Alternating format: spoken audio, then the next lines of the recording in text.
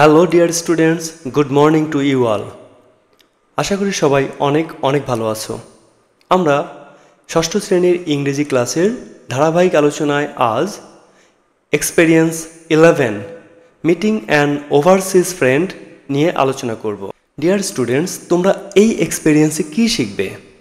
The focus of this experience is on what? তোমরা কি জানো? কম্পিটেন্সি 1, একদম প্রথম লেসনে তোমরা যেটা পড়েছিলে, প্রথম এক্সপিরিয়েন্স যেটা ছিল সেটা হলো ability to communicate with relevance two given context. অর্থাৎ কোনো একটা দেওয়া পরিস্থিতিতে তোমাদের বিভিন্ন রকমের পদ্ধতি ব্যবহার করে কমিউনিকেট করতে হবে। তোমরা এখানে বিভিন্ন ধরনের ইনফর্মাল সিচুয়েশান সম্মুখীন হবে। তোমরা ব্যক্তিগতভাবে নানানভাবে এখানে ভাবের আদান প্রদান করবে। তোমরা নানান রকম শব্দ ব্যবহার করবে। দেখো, students will be expose to various authentic or simulated instances and reflect on the required features of a given context to communicate with peers and adults with a wide range of vocabulary using multiple strategies. তোমরা বিভিন্ন রকমের অবস্থার সম্মুখীন হবে, সেটা উদ্দীপকের মাধ্যমে অথবা সরাসরি বর্ণনা দিয়ে, যেখানে তোমরা তোমাদের কমিউনিকেট স্কিল দেখাবে, সেটা শব্দ ব্যবহারের মধ্য দিয়ে অথবা বিভিন্ন রকম পদ্ধতির মধ্য দিয়ে। ডিয়ার স্টুডেন্টস, আমরা এই এক্সপেরিয়েন্সের বিভিন্ন অ্যাক্টিভিটির মধ্যে যখনই যাব তখনই দেখব বিভিন্ন নতুন নতুন শব্দ রয়েছে, যার অর্থ আমরা জানতেও পারি, নাও জানতে পারি। অনেকেই আছি যারা এই শব্দের অর্থ জানি না, তাদের জন্য এই নিউ ওয়ার্ডসগুলো জেনে রাখা খুবই জরুরি। নিউ ওয়ার্ডসগুলো আমরা বাম পাশে রেখেছি, ডান পাশে তার অর্থ তোমাদের জন্য লিখে দিয়েছি। দেখো, লুক ফর মানে খোঁজ করা, নিয়ার বাই মানে কি নিকটবর্তী। তারপরে দেখো গ্রিটিং, গ্রিটিং মানে সম্ভাষণ। রিফিউজাল মানে প্রত্যাখ্যান, মানে রাজি না হওয়া। ফ্রেন্ডলি মানে বন্ধুসুলভ, মানে বন্ধুর মতো আচরণ করা। ইন্টারেস্টিং মানে মজার। রেসপেক্ট মানে সম্মান বা সম্মান করা।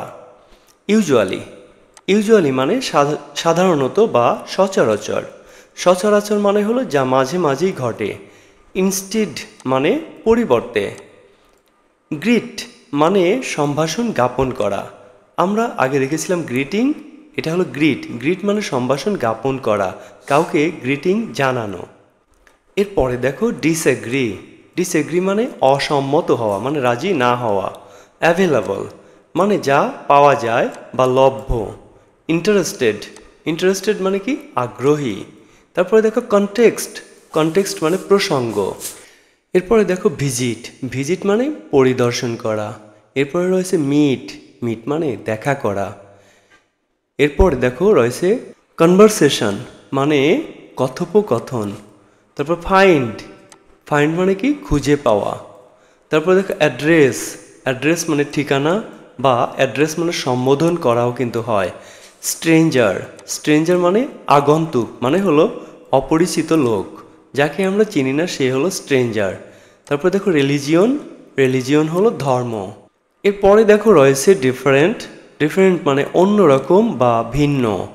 তারপরে কালচারাল মানে সাংস্কৃতিক, মানে যা আমাদের সংস্কৃতির সাথে রিলেটেড। অ্যাপোলজি মানে দুঃখ প্রকাশ করা, ব্যথিত হওয়া। অ্যাফ্রেইড মানে যে ভয় পেয়েছে বা ভীত। সরি মানে দুঃখিত।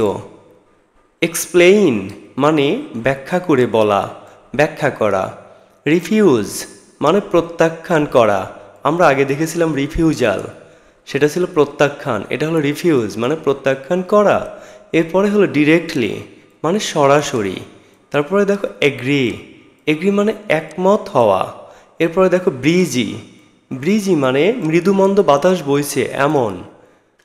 এরপরে দেখো রয়েছে ইনসিডেন্টালি মানে ঘটনাক্রমে। তারপরে হোল্ড মানে ধরা। ওয়াইল্ড লাইফ মানে বন্যপ্রাণী ও গাছপালা, বনে যা থাকে তাই হলো ওয়াইল্ড লাইফ। ইনডিড মানে কি? ইনডিড মানে হলো বস্তুত, আসলে। তারপরে রয়েছে থিঙ্ক মানে চিন্তা করা বা ভাবা। এরপরে দেখো আর্লিয়ার, আর্লিয়ার মানে পূর্বে বা আগে। চেক, চেক মানে যাচাই করা বা পরীক্ষা করা। বাই, বাই মানে কেনা। তারপরে দেখো ফিকশন, ফিকশন মানে কল্পিত।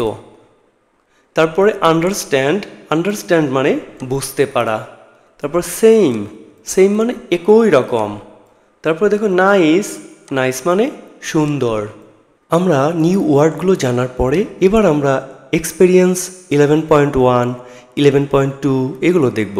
অ্যাক্টিভিটি 11.1 দেখো, রিড দ্য ফলোয়িং কনভারসেশনস। নিচের কথোপকথনগুলো পড়ো। Deepak, hey Robi, WhatsApp. দীপক বলছে, হেই রবি, তুমি কেমন আছো? Robi, hi Deepak, how are you? Robi বলছে, হাই দীপক, তুমি কেমন আছো? এখানে টিচার এবং দীপকের মধ্যে একটা কনভারসেশন দেখো। Teacher, good morning Deepak, how are you? শুভ সকাল দীপক, কেমন আছো? Deepak, good morning ma'am, I'm fine. Deepak উত্তর দিয়েছে, শুভ সকাল ম্যাম, আমি ভালো আছি। এবার দেখবে দীপক এবং নাতাশার মধ্যে একটা কনভারসেশন।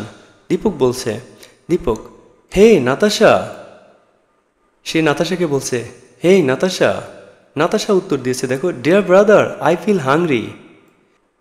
ভাই, আমার খুব খিদে লেগেছে। তারপরে দেখো দীপক এবং হেলাল চাচার মধ্যে একটা কনভারসেশন। দীপক বলেছে, গুড মর্নিং হেলাল চাচা। হেলাল চাচা, শুভ সকাল। হেলাল চাচা উত্তর দিয়েছে, good morning, you look very happy, what happened? Helal চাচা বলছে, শুভ সকাল, তোমাকে খুবই ভালো দেখাচ্ছে, তোমাকে খুশি খুশি লাগছে, কি ঘটেছে? এরপরে দীপক এবং একটা আননোন পার্সনের মধ্যে কনভারসেশন। দীপক বলেছে, excuse me sister, are you looking for something? মাফ করবেন বোন, আপনি কি কিছু খুঁজছেন? Unknown person, oh thanks, I am looking for a nearby hospital.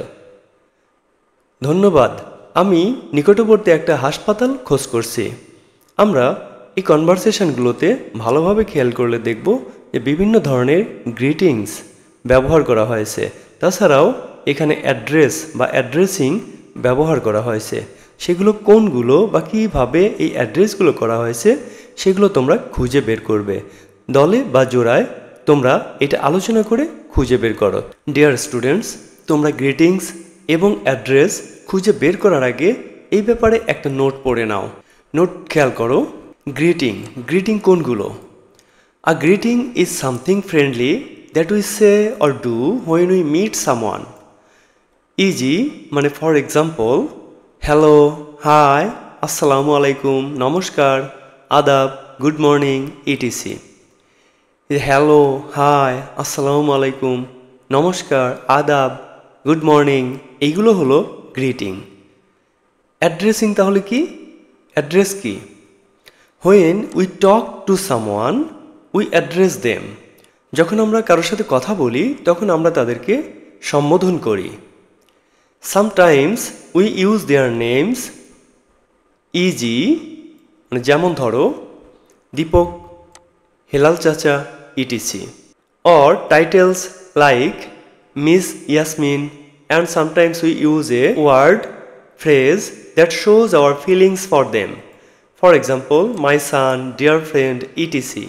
অপরদিকে আমরা যখন কারোর সাথে কথা বলি তখন আমরা তাদের নাম ধরে ডাকি অথবা তাদের টাইটেল ধরে ডাকি, অথবা মাঝে মাঝে আমরা এমন কিছু শব্দ বলি যেগুলো দিয়ে আমাদের ইমোশন বা ফিলিংস তার প্রতি প্রকাশ পায়। এগুলোকে অ্যাড্রেস বলে।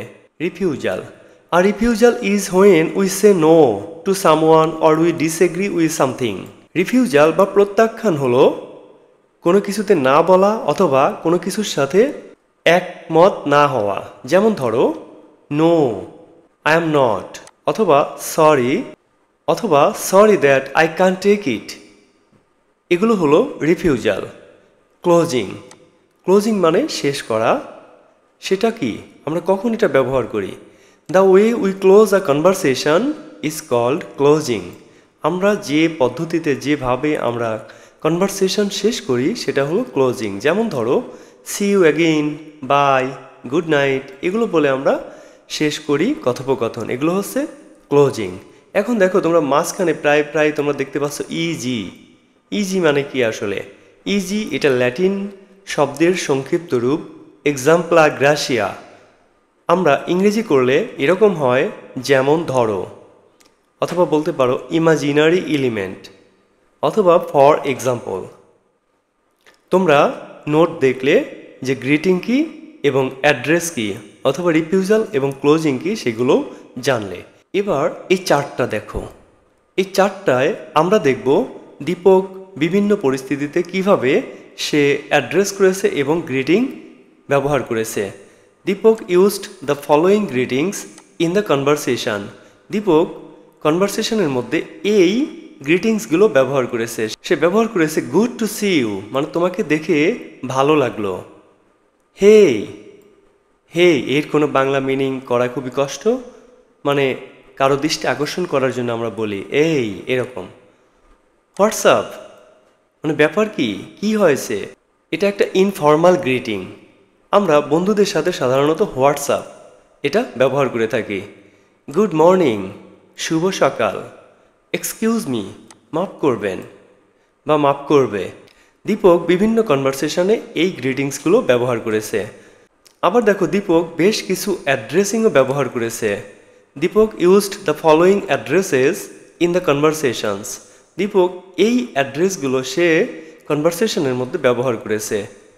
রবি বলে ডেকেছে রবি, ম্যাম, তারপরে নাতাশা, অথবা হেলাল চাচা, অথবা সিস্টার। সে এই নামগুলো ধরে ডেকেছে অথবা সম্বোধন করেছে। তাহলে আমরা দেখলাম কনভারসেশনগুলোর মধ্যে দীপক বিভিন্ন পরিস্থিতিতে কিভাবে গ্রিটিং এবং অ্যাড্রেসিং ব্যবহার করেছে। ডিয়ার স্টুডেন্টস, সুপ্রিয় শিক্ষার্থী, আশা করি আজকের আলোচনা বুঝতে পেরেছ। আমাদের আলোচনা দীর্ঘ হয়ে যাচ্ছে, তাই আজকের ক্লাসে আর আলোচনা করছি না। আমরা পরের অ্যাক্টিভিটিসগুলো নিয়ে আমরা পরের ক্লাসগুলোতে আলোচনা করব। সে পর্যন্ত তোমরা সবাই ভালো থেকো। আর আজকের ক্লাস যদি ভালো লেগে থাকে তাহলে অবশ্যই লাইক, কমেন্ট এবং শেয়ার করে আমাদের পাশেই থেকো।